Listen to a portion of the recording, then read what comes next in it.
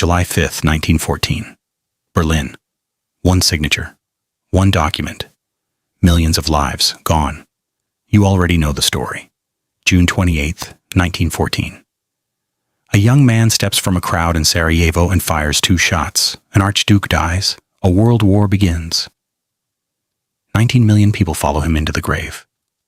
Except that is not the story. That is the version they taught you. The version that is clean, convenient, safe. The real story begins 18 days earlier, in a palace in Berlin, with a man who had already decided what was going to happen, before the assassin even loaded his gun. His name was Kaiser Wilhelm II, and by the summer of 1914 he had a problem.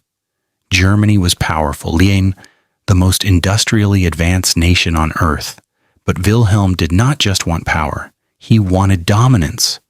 Total, permanent, uncontested dominance. And he was running out of time to seize it. Here's the question this video will answer, Dike. And we will not answer it until the very end, because the answer will change the way you see everything that followed.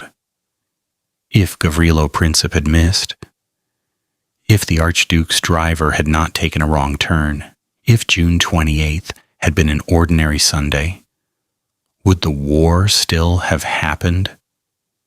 We think you already know the answer, but we need to show you the proof. Europe in 1914 was, by almost every measure, the most civilized place on earth. Its cities were marvels. Its universities were the finest in the world. Its music, its literature, its art, unmatched. The great powers had not fought each other in a major war for nearly a century. Most educated Europeans genuinely believed that war between modern industrial nations was simply too expensive, too destructive, too irrational to ever happen again. They were wrong. But that is what they believed. Kaiser Wilhelm II had ruled Germany since 1888. He was 29 years old when the crown landed on his head.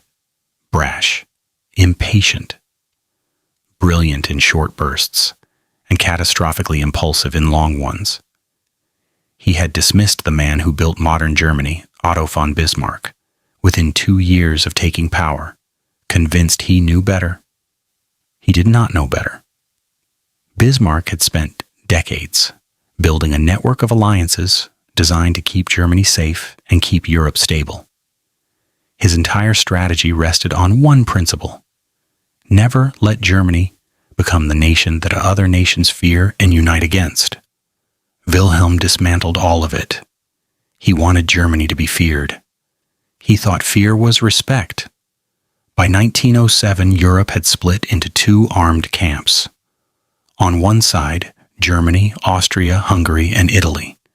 On the other, France, Russia, and Britain.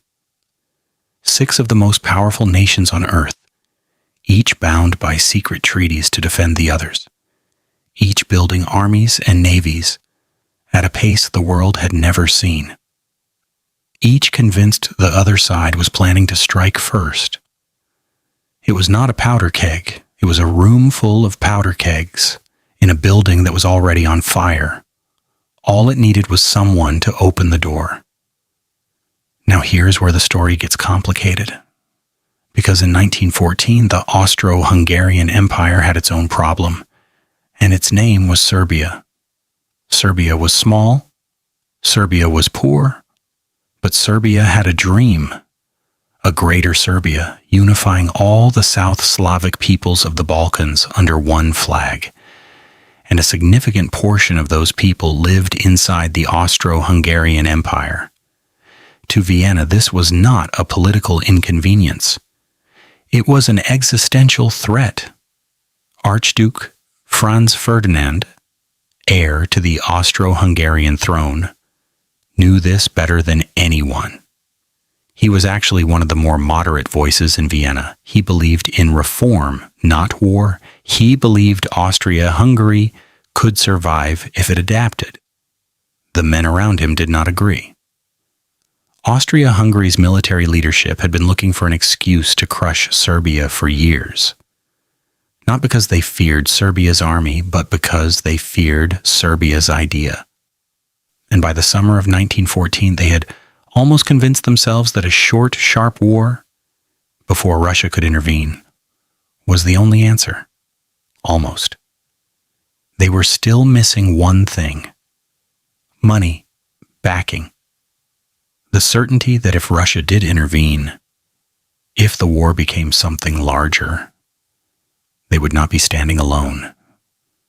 And this is where something happens that most accounts of this story leave out entirely. On July 5th, 1914, 7 days after the assassination, Kaiser Wilhelm II met with the Austrian ambassador in the garden of his palace in Potsdam.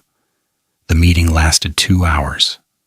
What was decided in those 2 hours would determine the fate of the world. And almost nobody talks about it. Wilhelm told the ambassador that Austria-Hungary had Germany's full and unconditional support. Whatever Vienna decided to do about Serbia, Germany would back it. Militarily, financially, completely. No conditions, no limits. In diplomatic history, this is known as the blank cheque.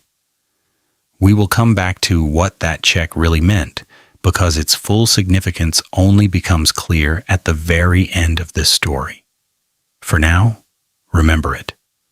A blank check, signed in a garden, 7 days after the assassination, before anyone had declared war on anyone. What happened next unfolded with a speed that stunned even those who had planned it. Austria-Hungary sent Serbia an ultimatum on July 23rd. It had 48 hours to respond. The terms were designed to be rejected.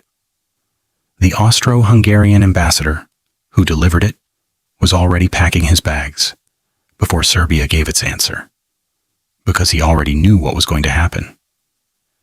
There was never going to be a negotiation. There was never going to be a compromise. The ultimatum was not a question. It was a death warrant dressed up as a question. Serbia actually accepted 9 of the 10 demands, 9 out of 10.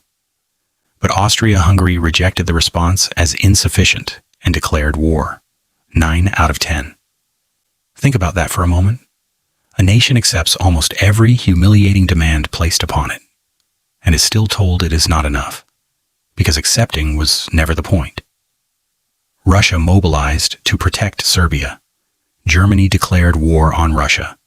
France was pulled in by its alliance with Russia. Germany invaded Belgium to get to France. And Britain, which had sworn to protect Belgian neutrality, declared war on Germany in 37 days. From one assassination to a continental war involving the 6 greatest powers on Earth. 37 days. But here's what nobody was saying publicly in those 37 days. Here is what the newspapers did not print and the governments did not announce. This had been planned. Not in every detail. Not with certainty about how it would end. But the conditions for this war had been deliberately engineered by men who believed they could control what they were unleashing. Wilhelm believed Germany could win a short war. His generals believed they could defeat France in 6 weeks and then turn east to deal with Russia. The Schlieffen Plan, a military strategy so precise it read like a train timetable. They had been refining it for years. They were certain it would work. It did not work. The French held. Britain arrived. The 6-week war became a 4-year war. The timetable became a graveyard. By Christmas of 1914, the Christmas when every soldier on every side had been told they would be home, 10 million men were sitting in trenches, stretching from the Belgian coast to the Swiss border. Trenches filled with mud that could swallow a man whole, with rats, with the smell of things that should not be smelled, with the sound of artillery that never completely stopped, not for 4 years, not once. The men who had planned this war were not in those trenches. Now, the blank cheque. We told you to remember it. Here is why. When historians argue about who was responsible for the First World War, and they still argue 100 years later, They always returned to the same document, the one signed in a garden in Potsdam, July 5th, 1914. Because the blank check was not just financial backing. It was not simply an alliance commitment. It was something far more deliberate. When Wilhelm signed it, he knew, his own generals told him, that Austrian action against Serbia would almost certainly bring Russia in. And if Russia came in, France would follow. And if France came in, the war he had been preparing for, the war to establish German dominance over Europe once and for all, would have its justification. The assassination did not cause the First World War. The blank check caused the First World War. The assassination was the excuse. The check was the decision. And now the part of this story that history rarely tells, with the weight it deserves. Every man who signed his name to this war lost everything because of it. Kaiser Wilhelm II, the man who believed this war would make Germany great, was forced to abdicate on November 9th, 1918, 2 days before the armistice. He fled to the Netherlands in a train in the middle of the night, never to return to Germany. He spent the next 23 years in exile, an old man in a foreign country, watching from a distance as the nation he had broken gave rise to something even he had not imagined. Austria-Hungary, the empire that fired the first shots, ceased to exist entirely, not weakened, not diminished. Gone. Dissolved into a dozen successor states, its centuries of history ending not with a battle, but with a signature on a piece of paper.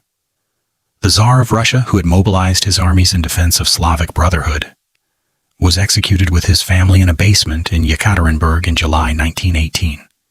The empires that started this war were consumed by it. Every one of them. The First World War killed 19 million people. It wounded 23 million more. It created the conditions for the Great Depression. It drew the maps of the Middle East that the world is still fighting over.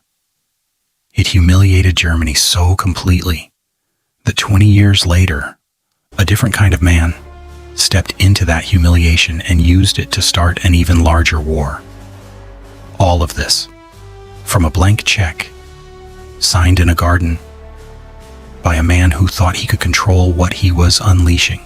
The most dangerous thing a powerful man can believe is that he is the one exception. The one who can start a fire and decide where it burns.